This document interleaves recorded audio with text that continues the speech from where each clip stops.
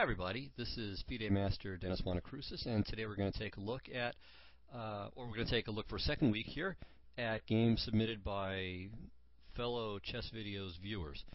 So last time we looked at 5 different games, I think, and there was another game that I wanted to look at. We'll get to that, I hope, at the end of this one. So it's a really neat game, and again, hopefully we'll be able to get to it in this show. So we'll either look at 2 or 3 different games in this presentation.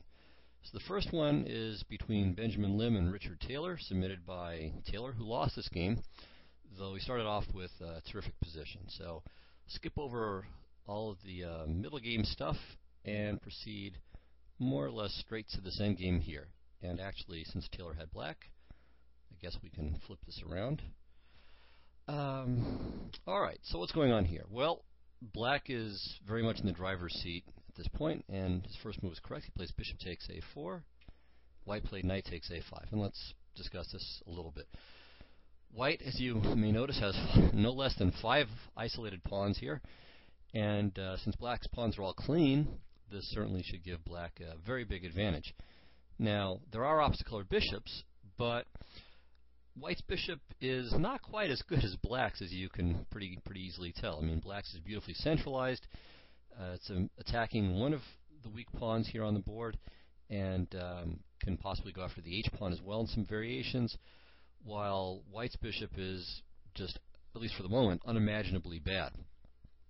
So clearly this position is altogether in black's favor. Now, the question is, well, what should he do? Alright, well, to win the game, we're going to have to win some pawns. And to do that, we want to, of course, I think, go for the ones on the king side. They're much more easily accessed.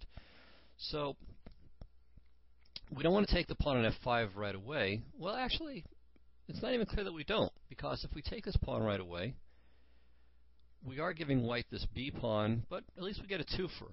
Now, it's true, though, that White has this a pawn, and it's passed, but black's bishop can pretty easily handle it on the long diagonal. So bishop to g2, and we're covering the diagonal. So that's at least a possible way to go.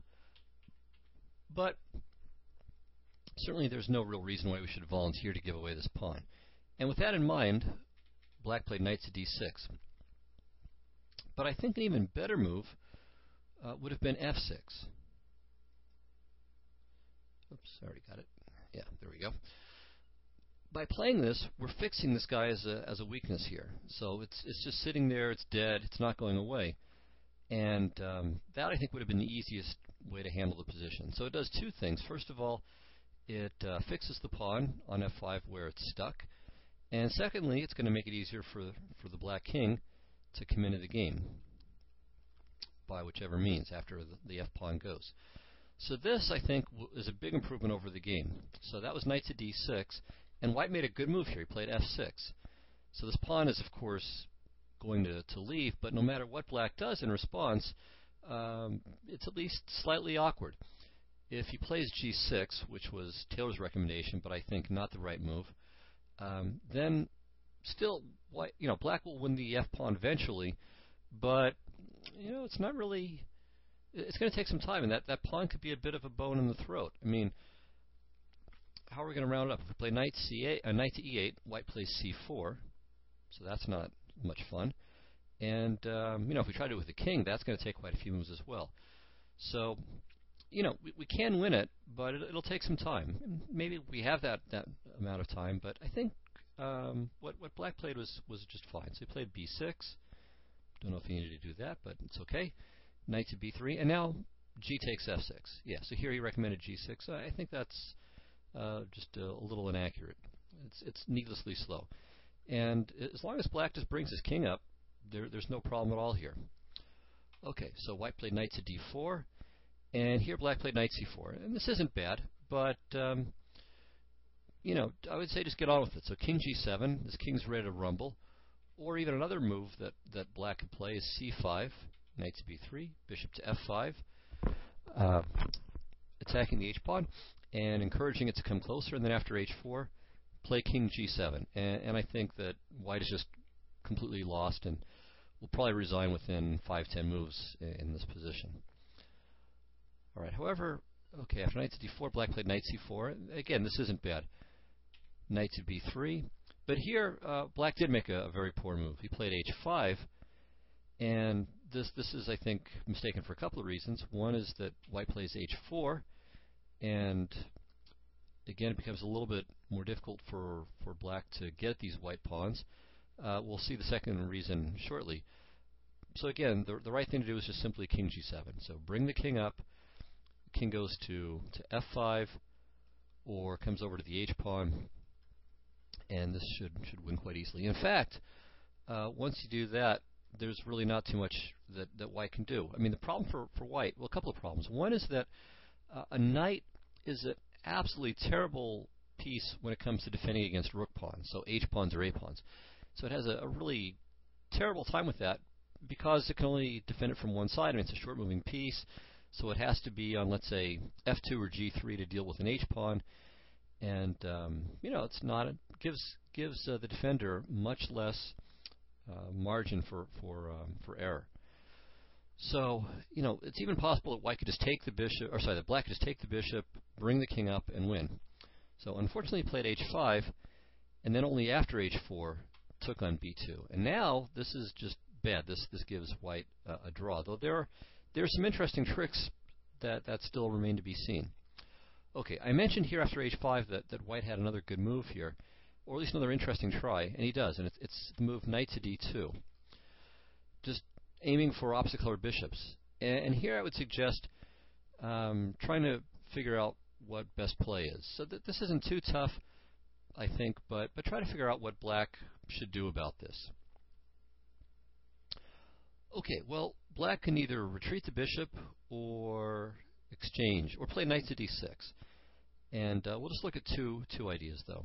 So knight takes d2, and this is a draw. Even though we're winning the h-pawn with h4, fixing it in place, white's counterplay is too fast. So he should play c4, threatening to take on f6, and then on h4, so king g7, now king e3, bishop g2, and again, we got to go for counterplay, so bishop c3, aiming to bounce off the back wall here and take the pawn, so king g6, bishop e1, king h5, bishop c3, and we can go back and forth, but it's not going to win then. So bishop takes h3, bishop f6, bishop f1, king f2, and we have one of these mutual pawn massacre situations. So both sides grab a bunch of pawns, but at the end of the day, this is just a straightforward draw. White puts his king on h2, where it can't be dislodged, and the bishop is simply going to defend whichever pawn it needs to. So as long as black's king is attacking this pawn, the bishop takes care of it. And as the king runs over to this one, well, we just play bishop to d6, and then leave the bishop on the f8, a3 diagonal. So as long as it's on this diagonal, the pawn is safe. And there's really nothing that black can do to overload white. So this is just a simple draw. All right, so going back to the position after knight to d2, the right thing to do is to play knight takes b2. Now, if king takes b2, then we get that situation that I mentioned before, though with white getting an h4, it's maybe not quite so clear. So actually, I'm not even sure that this is a win. But if knight takes e4, then black can win. So knight to d3, well, he can at least be better. Whether it's a win or not is not entirely clear. And the best is actually king f8 now. And with this extra pawn, black has pretty good winning chances. Whether it's a win or not, I'm not sure, and it would take some work to determine. But certainly has very good winning chances here. Okay, well in the game, instead of knight to d2, white played h4, and here black should just drop the bishop back, and then play something like c5, just basically improve the position. And now with knight to e3, the game is going to be over in short order with knight g2, knight takes h4, the pawn falls, and white won't have anything approaching sufficient compensation. I mean, if he tries c4, hitting this pawn, of course we just play king to g7, keep everything secure, and in fact the king may even come up and do its own damage. So black is just winning. Alright, so knight takes b2 is played in the game. This is just a blunder. And after king takes b2, the position is equal. Though black can still try. See, the key thing here is that once white gets his knight to e3, black no longer has any way to penetrate into the position. So the white kingside pawns are completely safe, and there's not really very much for black to achieve over on the queen side either. So that's the position is more or less balanced over there. I mean, white's got split pawns, but given the nature of the material on the board, that really doesn't matter. So if white's knight can get to e3, the position is a draw. So with that in mind, black should try something like king to g7, knight to d2, and bishop to d3, not allowing the white knight to get to e3. So you can see the knight to get here would have to get there from, you can see the squares. And it can't get to any of these by the time black plays king to f5. So, also d5 and f5. So try to figure out what it is that white's move should do here so he doesn't just lose to king g6, king f5, and the king penetrating. Okay, well, I'm going to assume you stopped the recording, you figured it out, and now I'll show you the answer. So c4, king g6, king c3. Now, of course, black can play king to f5, but I don't think it's good enough. He's probably going to end up being worse there. So let's say bishop to e2, but now knight e4. And the point is that if king to f5, knight to g3 check, we win the bishop. And the funny thing is, after knight to e4, or let's even go back to here, after king c3, there doesn't seem to be any place for the bishop to go where it can keep the knight off of either, let's say, g3 or e3. So it has to allow one or the other, or just be sacrificed. And the problem is, of course, it doesn't even have very many squares. I mean, it can go to f5, but then it takes that square away from the king, or it goes to e2. So knight e4, and that's it. So, for example, bishop to g4, now knight to g3, and it's a draw. The one try that black still has is to maybe bring his king all the way around, well, to a4, and then try to win by using Zugzwang. But as we'll see, that plan can be thwarted. So, for example, if f5, king b4, and with white's king over there first, actually white has to be slightly careful, because if he plays king to b5, we let the black king around the corner, the bishop can take care of the a-pawn, and black is winning. So after f5, all this jumping around, white should play king to c4, so not letting the black king in, and this is a draw. Alright, so going back to here, okay, if c5, to keep the white king from going on that little fishing trip, king d2, f5, okay, so again, now we're going to bring the king over and around and try to bring him up, and then, again, hopefully utilize Zugzwang to win. Well, a4, king f6, white just waits, and now plays knight to e3, slightly improving his position, and now knight to d5. Okay, so let's say here, king a3, and, okay, he can do all the little maneuvering he wants to, but the bottom line is when he wants to play king a5, he just gets driven back with knight to c6 check. And if black tries to stop it with knight to e4, then he has other problems that he has to worry about. And there doesn't seem to be any way to really make this work. So, if king to a5 here, just king to b3. And, okay, if white wants to, if black wants to play bishop to f3, to play bishop to d1, then there's knight takes f5. Or, even again, just king to a3. And, again, when bishop to d1 happens, not only can does black have to worry about knight c6 check, getting pushed back, but also knight takes f5. And this could be kind of unclear as well. So white's able to hold the position, even after king g7. And in the game, we saw c5, knight to d2, bishop c6. White could try knight to c4 here, but he plays c4, king f8. And there's our fundamental drawing position. Now, in fact, in some ways, white is better. Now, the position is just a draw, but he's better because there's no conceivable way that black can win any longer against passive play by white. Okay, so white just plays king b3, king c3, and just does nothing. He can't lose. But there are ways that black can lose this. And in fact, black does in fact go on to lose this game. He shouldn't, but the point is, when you've got these completely static positions where one side has a knight, the other side has the bishop, that always favors the knight. Okay, so king e6 would have been safer, but interestingly, Taylor thinks that king c6 was a blunder that blows the draw. In fact, though, this is not only not losing the game, but there's a neat trap behind it. Okay, so knight to h6 was played by white, and now Taylor doesn't comment on b5, but this is really a very, well, it's a dangerous move. So I don't know if it's quite a question mark move, but it's at least dubious. Because after cb, king b5, now we're giving white another trump here. So he's got this outside passed pawn.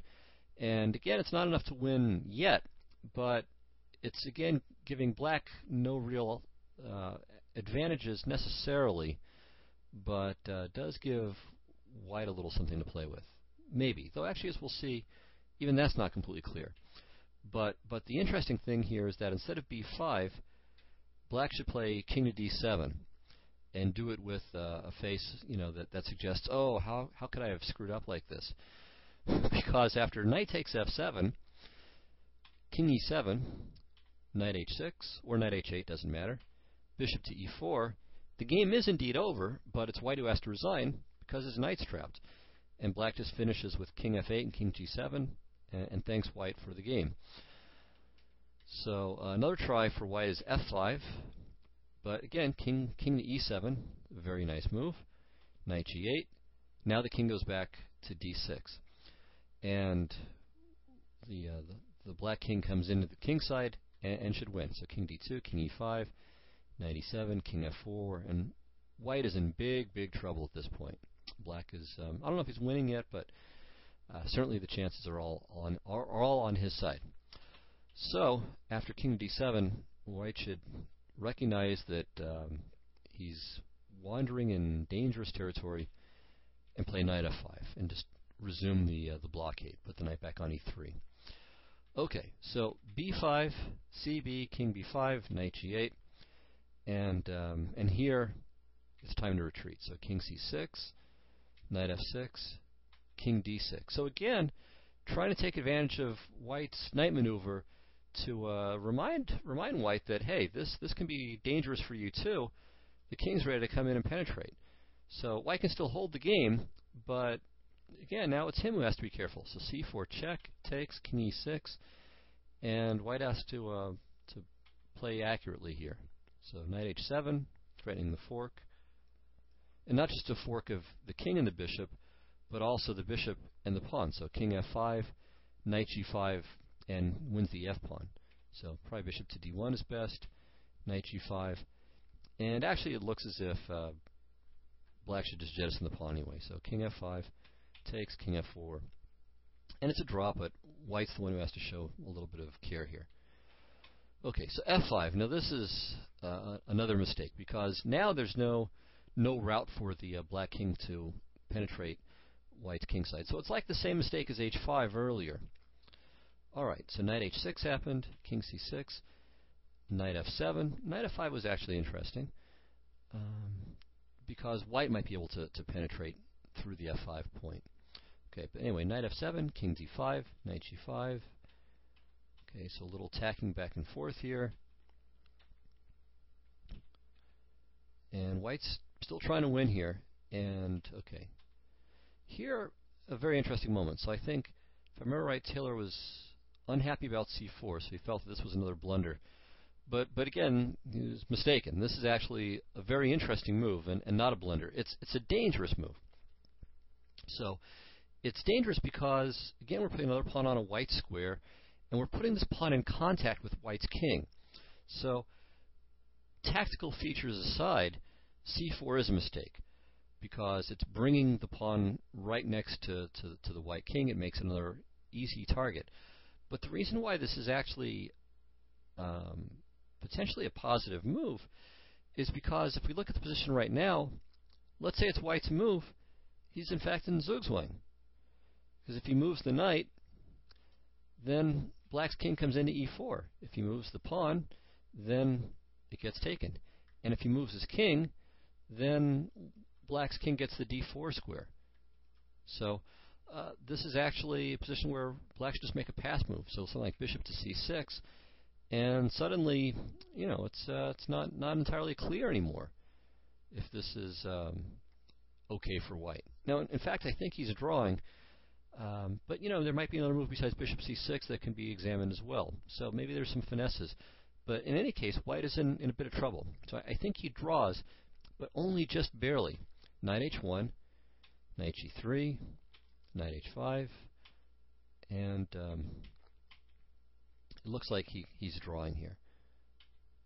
But, knight to g8, I mean, it's not a move that you want to play. I mean, practically speaking, playing a move like that feels like suicide, but it's good enough. So bishop to b5, and you can just jettison. We get to the table base ending here, and this is a draw. So, for example, if king g4, then knight to g6 draws, because we're attacking the pawn, and after f3, knight to e5 check, followed by knight takes f3. And if something like bishop to c2, then knight c6. So if knight to e5 is permitted, then the position's a dead draw. And f3, king e3, and the king goes to f2. And of course that holds. So white is just drawing, but that's the fun point, is he's just drawing. So by allowing the white king to get to d5 with these knight maneuvers, white could have gotten himself into some trouble too. So it's only here with king c5 that black is getting himself in danger. And even here he's still not lost. So knight to d1 with king to d5, again threatening to break through. On the king side he holds. But okay, bishop to b5 happened. And now finally white's winning with knight to e3. We've got a double attack on the pawns on c4 and f5. And black can neither hold both pawns nor get his king over to the king side to gain counterplay. So the game ended pretty quickly from here. So the outside passed pawn doing its work. So we mentioned last week that the outside passed pawn is typically best used as a distraction, not as a pawn that you're trying to promote. And exactly what happened here. I mean, black's king is off to the side of the board, and white's going to devour the king side and win. So that's the end of the game there. So a tough loss for Taylor, but this is this kind of thing can happen. So this good knight versus bad bishop situation can arise, and of course black's mistakes. Black made a lot of mistakes in this ending, but in one sense we could say that one of the basic mistakes was, again, putting all these pawns on light squares where they're vulnerable and they block the bishop. A second problem, let's say, lesson that we can learn from this is activating the king, right? So he took way too long to activate the king, and on a few other occasions missed opportunities to use the king for active counterplay. So we should always bear that in mind as well. And also knight takes b2. So even leaving aside the blockade issue, right, there's just no reason to trade this great knight on c4 for this bad bishop on b2, unless you're sure that you just have a very easy win by doing so. And then simplifying is fine if it's making your task easier. But if there's still plenty of work to be done, then again, keep the active pieces on the board. Okay, well, let's move on to the next game. Oops, let me save this first. Okay, so I don't think this is I don't think this is the game I'd wanted to look at just yet. There we go. Okay, so this is this was a fun game won by black in good style. This is Phil Collier against Mike Curtis, submitted by Curtis, and did a great job. So he outplayed his master opponent, even though he was rated 400 points below him. So a very nice job. And a very interesting game, and I think it shows a good template for how the lower rated player ought to try to beat the higher rated player. So he plays this fun and dangerous Lowenthal line. Okay. So here white played queen to d1, which is the main line. And so let me say that what I would recommend for white is to play simply queen takes f6. And the reason why I would say to play this is that it's very simple to play, and yet it scores just about as well as the Queen to D1 lines, and it avoids just about all of the tricky stuff. So white gets a good position and does it without all of the dangers. Now, if you want to spend your time and master how to play this with white, okay, go ahead and do it. But even then, I mean, Kramnik got butchered by Vallejo a few years ago. I think probably in 2005, maybe 2006, playing the white side of this. So it's the kind of line where, unless you're really sure you know what you're doing and you're sure you're going to see it, just play something like Queen takes F6. I mean, it's, as I said, it scores just about as well in the databases as Queen to D1 does, and that's very positively for white, but does so without really most of the dangers. So after Queen F6, Knight F6, Knight C3, black has to be very fast, otherwise he just has a ton of problems. I mean, he's got the weakness on D5, D6 is it's not going to be occupied, but it's a hole. And if white gets to make just one more move, basically bishop to G5, and then follows up with castling, he's got a strategically won game. He's got the bishop here. Everything is just perfect for him. So black has to operate quickly. Knight to B4, bishop D3, D5, takes. We don't mind if black takes on D5 because then we keep our bishop here. So this something like this is just going to be very good for white. So Knight D3, CD, bishop F5, castles, bishop G5 takes, rook F to D1. I know it's kind of zipping through there a little bit, but basically we get to this position. Black has regained his pawn. White doesn't have the bishop here any longer. But still, white has an advantage here. White's still slightly better in this position. His pieces are a little bit more active, a little bit more stable. Follow up with rook A to C1. This passed pawn on D5 is, for the moment at least, more of a strength than a weakness. It's not going to queen, but it's just a very nicely centralized unit that prevents black from really achieving very good coordination. So it's hard to see what active ideas he can have, for the moment at least, thanks to this pawn helping to cramp him. So white's a little bit better. I mean, it's playable, but it's a safe, nice position for white. Okay, so Queen D1 was what was played, and this is the main line. Queen G6, Knight C3, Knight G to E7. D5 is also a very crazy line, so you guys should all know about this, but I'm not going to bother with the theory of it. So I'll just show a couple moves here. Knight takes D5, Queen E4, bishop to E3, Knight D4, Knight C7, King E7. Now Rook C1 and Queen D3 are both playable. Knight takes is not very good. So this, and now bishop to G4, Queen D3, takes, bishop takes, Rook to D8. Okay, and this is one of the more stable variations. But you can see, I mean, there's a lot of just crazy stuff going on. And, playing lines like this, again, I think it's just more trouble than it's worth for white. So, all right. Knight G to E7 is another important line, a little bit more sedate, and probably sounder. Okay. Collier played H4. Now, the main move here is H5. But Curtis went for super sharp stuff, and it paid off. All credit to him. So he played D5, and white reacted correctly here with H5. Queen D6, E takes D5, Knight to D4. Okay, now this position has occurred before, and a couple of games in the database see white winning. So one game was between Gert Lichterink and Giacomazzi, played in 1977, and that game continued with bishop to E3. And another game between Kamran Shirazi and a player named Delgado in Skopje in 1972. I guess Shirazi must have been very young back then. So anyway, Shirazi played bishop to C4 and went on to win that game. All right, I don't know that they're necessarily winning in this position, but anyway, it worked out well. Collier made a move that looks pretty logical too. He played H6, and it would seem that black should just react to this somehow, play G6 or whatever, and then white can get on with the moves that we just looked at, bishop to E3 or bishop C4. But Curtis plays this game just incredibly actively and just does a great job. So bishop to f5, just ignore the pawn. hg, rook g8. Okay, so here clearly white has to do something about the threat to c2, so he plays bishop to d3, and black just plays rook takes g7. So he's managed to activate his rook as well, and it's not exactly clear what the white king has in mind for his future. So he plays bishop takes f5, trying to swap off some pieces. Knight e takes f5, and now g4. Alright, so this looks reasonable. He's kicking the knight away, protects the g-pawn. Maybe next he'll play bishop to e3 or knight to e4 with a reasonable position. Well, so what do you do here for black? Where should we retreat the knight? So take a minute, try to figure out what black's move ought to do.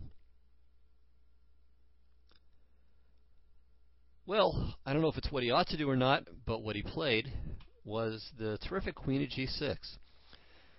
And you know, I'm not sure what Collier was thinking or feeling at this time, but he couldn't have been happy to see moves like this over and over again.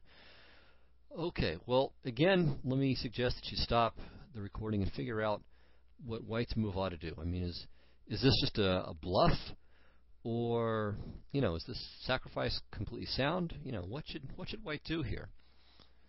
So it's a good practical question here. What should we play in this position? Okay, well, what white played, it was knight to e4. So he took his opponent at his word, and yeah, this is a reasonable move. So of course, black can't take the pawn because of knight f6. Certainly, I hope you all saw that. And again, as I said, he'd like to play c3, maybe bishop to e3, and get his king the heck out of Dodge as fast as possible. Also, white has a pretty nasty threat here. If the knight were to leave, then rook to h6. So if this guy runs, then rook to h6 is happening. So it's a clever idea. We'll see what happens with this shortly, but it looks like white probably could have taken, and this probably would have been just fine.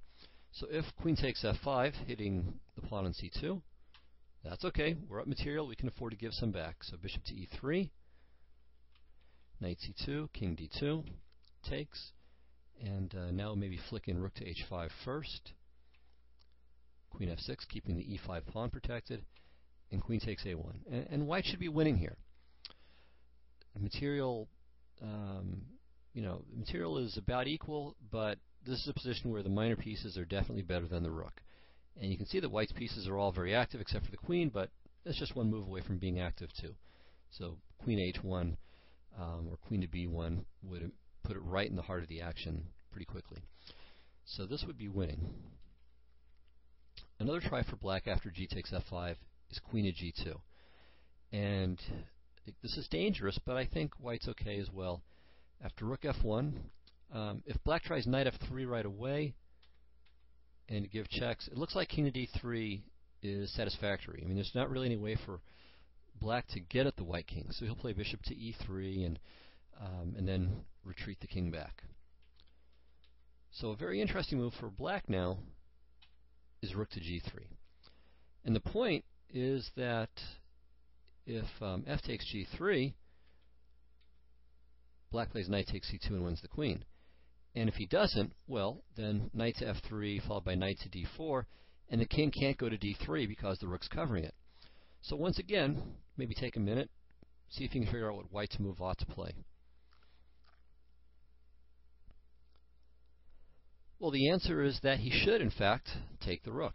So f takes g3, knight c2, queen c2, queen c2, bishop d2. And with the rook and two pieces for the queen, white is doing terrifically in material, and his pieces are actually reasonably well coordinated at this point. So he'll follow up with rook to c1, gives up the b2 pawn, but that's really not such a big deal. And then maybe knight to e4, and you can see all of his pieces really come streaming into the game pretty quickly and efficiently. So white's better here. Okay, well in the game, white played knight to e4, and as we mentioned, it is a logical move. So black continued his very active play by castling long. And now he can play queen takes g4 next move because there's no longer any fork on f6. Alright, well here it looks like white had to play f3. And And now after f3, black has another fantastic move, h5, just ignoring everything. Okay, well, so what's the point of this? Well, g takes h5 is just bad. You let the queen in with queen at g2. If g takes f5, again, queen g2, rook f1, knight c2, and this time black is just far too active. This is going to be great for black, and he's winning here. If white tries rook takes h5, no problem. We just trade. We play this check. And then after king to d2, a nasty little finesse, knight to b3 check. And the point is that after a takes b3, rook takes d5, and black ends up the exchange ahead. Actually, more than that, because he's going to win the bishop on c1 as well, with rook d takes d1. So this is winning for black. So after h5, the only move for white is c3, getting rid of this terrorizing knight. H takes g4, c takes d4, knight d4, just replace the one with the other, queen d3, knight f3, and the chances seem to be balanced here. White's up a piece for 2 pawns, but of course black has some attacking chances. But the thing is, white might be able to get some attacking chances too. Now he's pretty close to being developed. He moves his king over, but he can follow up with things like bishop to e3. Maybe the rook comes to c1, the other rook comes to h6. There might be some sack on a6. And you can see that white is getting dangerously developed and mobilized as well. So this is about equal. Both sides have their chances here. Okay, well in the game, instead of f3, which leads to those crazy complications, white chose the logical c3 immediately. But this has a serious mistake. So see if you can figure out what black should play here. Okay, well the answer, and this is maybe the only really neat tactical shot that Curtis missed in the game, is knight to e3. So counterattacking on the queen, and white has to take, because black is threatening not only the knight, and of course obviously the queen, but also forks grabbing the rook. So bishop takes e3, queen e4, hitting the rook as well as threatening knight c2, as well as maybe knight to f3 in some cases. So king d2 is best, and then knight f3 check, king c1, rook d5, and black is clearly better. So he's not even down any material. White's king is not really in immediate danger, but it's awkwardly placed given that the rook on a1 is now stuck there. So this is very much in black's favor. Instead, black played rook takes d5, and here again white should take the knight on c4, and he's probably better. I mean, again, black's got chances, but it looks like white's probably better in this position. Instead, he played queen at e3. Maybe he saw the knight to e3 idea this time. But now queen takes g4, and there's just too many attackers. So c takes d4, knight d4, queen c4 check, which is this is the losing move, because after queen c4, king b8, white threatens. Well, the big thing is he's threatening the knight, but there's no way to really protect the knight that doesn't allow something else that's really horrible. So depending on where the knight goes, if it goes anywhere but d2, there's knight to f3 check, and queen takes c4. And the problem is that after knight to d2, knight f3 check anyway. And no matter what no matter what white does, as long as it's not knight takes f3, black will take the knight with check on the next move, and then take the queen the move after that.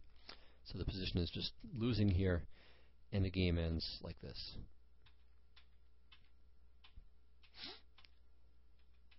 All right, and okay, still a couple more moves, but we can see that black is doing great on material. He's got a queen and 2 pawns for a rook and a piece, so up the equivalent of about 3 pawns, and white's king is still exposed, so it's no surprise that the game ends quickly. So it's another pawn, and still another pawn, and now white's losing the rook or getting mated. So here he resigned. So fantastic game by Curtis. Did a great job. Completely outplayed his much higher rated opponent, and again, this is the model. This is how you should go after a higher rated player. So look for a sharp but reasonably sound line. Don't play something that's just terrible, but something that gives you good chances to mix it up or at least to get into the kind of position that you like. And accidents can happen. If the position's crazy enough, you give yourself that extra shot. Now, again, you shouldn't do it in a position where you're just going to be lost if your opponent knows what to do. But this is a line that isn't that bad. I mean, it's dangerous, but I don't think it's not clear that white can achieve a clear advantage against this Lowenthal variation. A slight advantage, probably, but probably not a clear advantage. And again, so I would say from the standpoint of the high-rated player, the safe and sound thing to do, unless you're really sure of yourself in the particular variation, is to look for a way of maybe accepting a smaller kind of edge, but a stable edge. If you're 400 points higher rated than your opponent, you should be able to win any normal position against them. So make it a normal position. Don't let it get out of hand. Okay, so look at one more game, and this is a game I wanted to look at last week, and this is just something absolutely comical. I mean, it's just crazy. You'll see. I mean, it's an amazing game. So this is between Gallagher and Davies, or maybe it's pronounced Davis over there. And so two grandmaster names, and the initial of the player with black is even N, like Nigel, but it's not. So they're both players whose their BCF ratings on the conversion, they're basically pretty close to 2,000, both of them. Okay, so Gallagher is white, and he's the guy who submitted this, and I would submit this too. And frankly, I think even though I'm at least on paper significantly higher rated than Gallagher, looking at a game like this, I think I would be afraid to face him. So I would definitely not look for provocative openings against this guy. Okay, so D4, F5, Knight C3, Knight F6, and already the adventures begin with the move G4. Okay, so this is this is the kind of nonsense that when I was a kid I saw Kamran Shirazi play all the time, the guy that I mentioned in the last game. So he's this international master. I think he's been living in France for a number of years. He was in the U.S. for quite a while, and he's from Iran, if I remember correctly. Anyway, he played all kinds of coffee house openings like this, and it's a lot of fun. Takes a little bit of guts to play this over the board, though. All right. On the other hand, if I'm black in this position, I'm realizing, okay, I'm playing someone who's an absolute crazy attacker, and my inclination would be to play something more solid here. So I would probably play something like D5 in this position. And if G5, okay, I play knight to E4. I think I'm reasonably happy with that. And if he plays G takes F5, I recapture. And again, I don't think that I mind. So I want to play solid but not solid in the sense of passive, but solid in the sense of fundamentally sound moves that keep the position under control. And typically that involves maintaining good central control, developing my pieces, and so on. All right, so instead Davis said, show me. Plays F takes G4. Okay. Gallagher plays E4, so why not? That's the basic idea. Okay, black plays D6, H3. Okay, so again, white is looking to have black help him develop into open lines. So here black played C5, and I think this is a new move, but it's not a good new move. Okay, I mean, it's just a sharp position. You can look for lots of things to try. Maybe you can play, I think E5 has been played here, Knight C6 has been played here. Probably Knight C6 is quite a logical move. All right, so it's okay. I mean, it's nothing here is going to, let's say, refute white's opening to the point where it's just clearly resignable. And nothing is really that horrible for black either. I mean, just it's a matter of taste. But you want to play purposeful moves here, and you want to try to make sure that you get your fair share of the center and that you keep developing. So C5 is an attempt to kind of resolve the situation in the center. So he's hoping for something like D5, some move that keeps everything under control. Now here white played H takes G4. I'll just mention that black is, I guess, kind of bluffing a Peart's idea, but it's important to notice that D takes C5 is actually quite good here. And the point is that after Queen A5, CD, Knight E4, this works in the Peart's, but it doesn't work here. White just plays Queen to D5, and the game is over for black. I mean, black is now in big trouble. So, he has to play queen takes d5, I believe.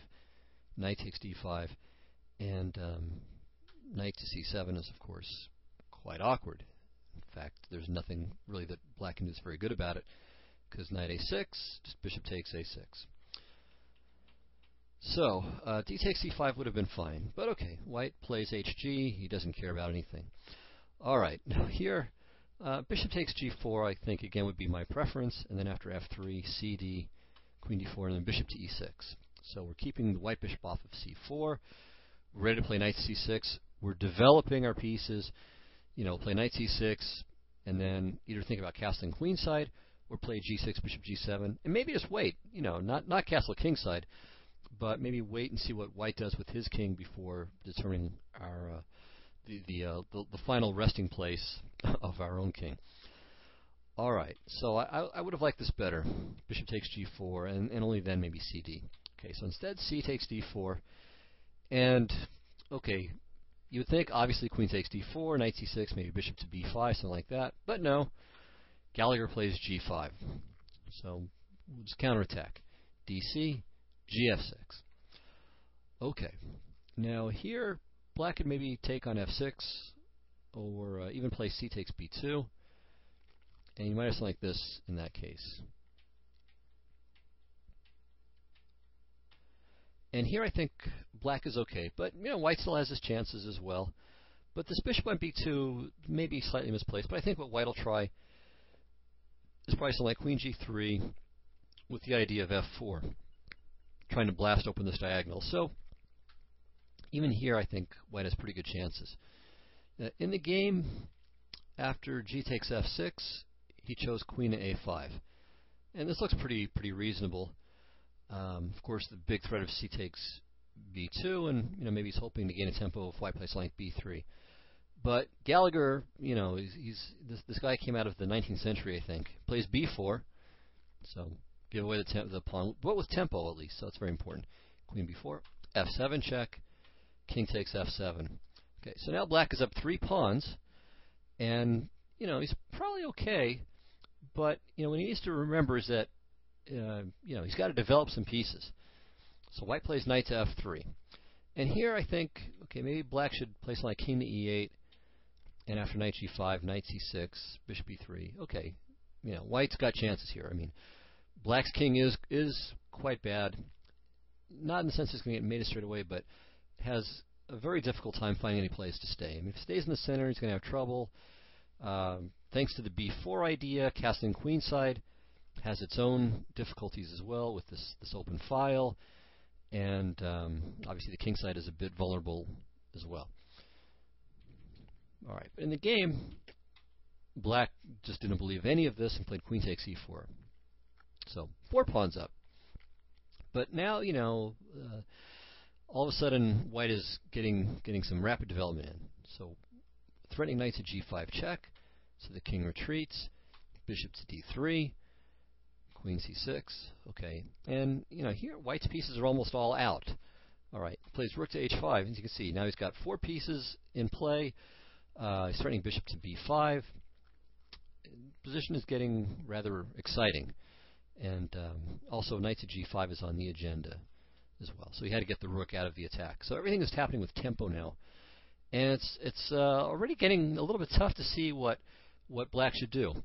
Now, if you flip your computers on, not that you should, you shouldn't, at least until you've done the best you can to analyze it for yourself. You flip the computers on, and they're happy with moves like a6 and bishop to g4. And both moves are quite logical. Okay, so a6 is the most obvious move to stop bishop to b5. But all right, knight to g5. So we're obviously attacking the h-pawn, but maybe clearing a path for the queen in some lines too. Something like bishop to e4 could happen, followed by queen to f3 or bishop to d5. So let's say e5, bishop e4, queen c4, rook h4, and white is clearly better here. Maybe he's already winning. I mean, you can see that black is just in an incredibly vulnerable position. So threats bishop to g6 check. Again, the queen maybe is ready to come out to f3 in some cases. And it's just getting really dicey here. Okay, so a6 doesn't really solve the problems. Well, another possible move is bishop to g4. Okay, and the idea here is bishop to b5, bishop h5, let's say bishop c6, knight c6, and if we count up the dead bodies here, white's got a queen, but black has a rook, a bishop, and 4 pawns. Not bad. However, the activity continues to be in white's favor. So, for example, queen to d5, bishop g4, knight to g5, knight d8, queen e4, and white is already very well coordinated. I would say the position is roughly balanced and, frankly, a lot easier to play for white. So, I'm not sure that white is objectively better at this point, but practically speaking, I think white is better here. Tough for black to play. I mean, when you've got the swarm in exchange for a queen, it's only good if the swarm is coordinating. But if they're just, strewn about here and there, and you can see black has basically no development, then the queen is a much more effective piece. But that said, this might have been still the way for black to go. So after rook h5, he played king d8, so another non-developing move. All right, white plays knight to g5 with yet another threat, knight to f7. And now, this is kind of a funny move for black. He could try queen to e8. And, so the queen and king have switched places here, and meanwhile, every piece that black has left is on the first rank. So it's not surprising that white's initiative will gradually take over here. So, for example, queen f3, renewing the threat of knight to f7 check. Let's say g6, rook h4, again with the threat. King c7, knight f7, rook g8.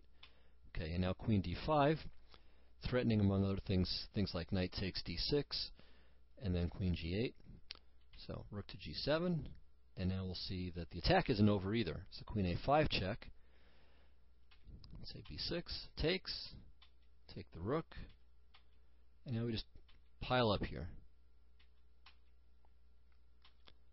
And now another nice tactic, rook takes d6. Queen d6, rook d1. And here too, white is clearly better. So materially it's about even. Maybe black is a pawn ahead after the exchange. But again, white's queen is able to just run around and cause damage more quickly than black's pieces will be able to coordinate and create threats of their own. So back to the position after knight to g5. If queen to e8 doesn't work, and we have to take care of the fork threat, well, that leaves us with king to c7. Okay, white played knight to f7. And here, perhaps, black's last try to stay afloat is g6. So, threatening the rook, and after rook h4, which threatens not only, the threat was here, knight h8, but there's also the threat of rook c4. So, queen e8, knight takes, bishop g7, and now maybe rook h7, bishop h8. And this position is unclear. Maybe white has something else, and this is certainly still dangerous for black. But I think he's still kicking here. I'm not positive, but I think he is. All right, in the game, Davis played the obvious move, rook to g8, and now white could play bishop takes h7. That would be okay. But the 19th century theme continues here. So see if you can figure out what white chose to play instead. So this game is just insane. He plays rook to c5. Well, okay, we don't want to give up the queen here, so d takes c5. Now bishop f4 check. All right, if king to d7, then bishop to f5 or bishop to b5. Yeah, bishop to b5, I'm sure is best. Maybe bishop to g6. Anyway, also knight to e5 check. So we don't want to step on the d file here. So king to b6. This is what happened. Rook to b1 check, king a5, rook to b5 check. Okay, what now? King to a6, of course, just rook takes c5, wins the queen, and for insufficient material. If queen takes b5, the material is okay. However, queen d3 check, and then queen takes h7, and white ends up doing well in material. Actually, if it was just right here, if we just stopped it right at this point, black has, in return for the queen, 2 rooks, a bishop, and 4 pawns.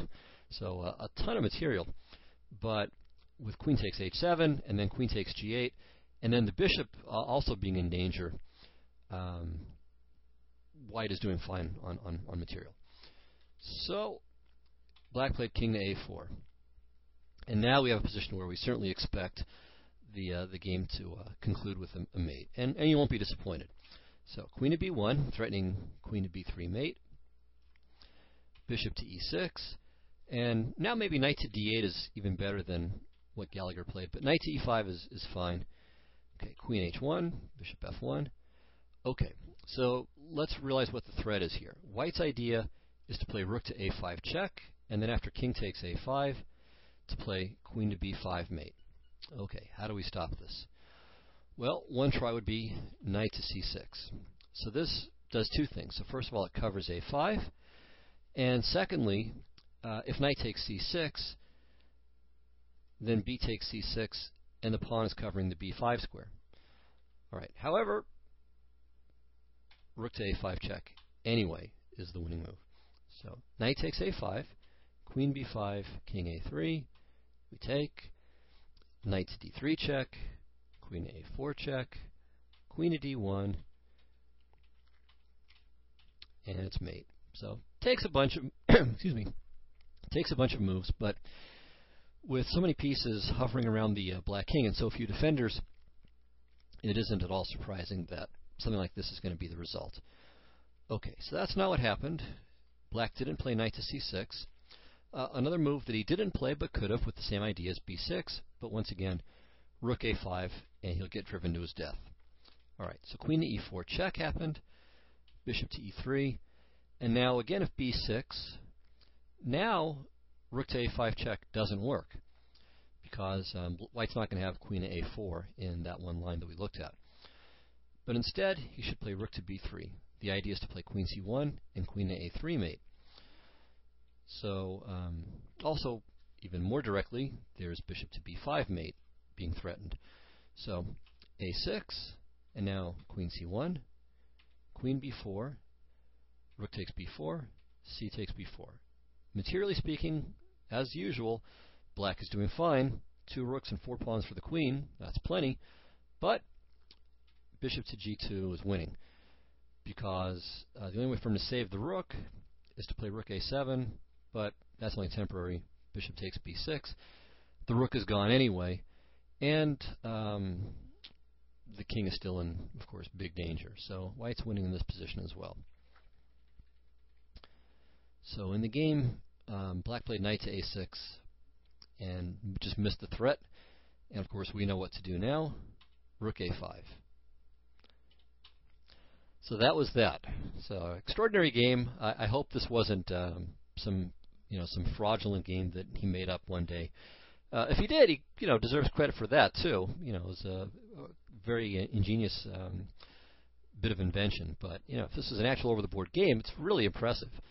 So I hope you enjoyed this. I certainly did. It's kind of a mind blower, and I guess his future opponents should look out. So keep the game well behaved when you play this guy. All right. Well, I hope you enjoyed the show.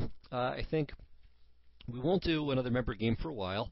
So for the next time, so keep your games for the moment.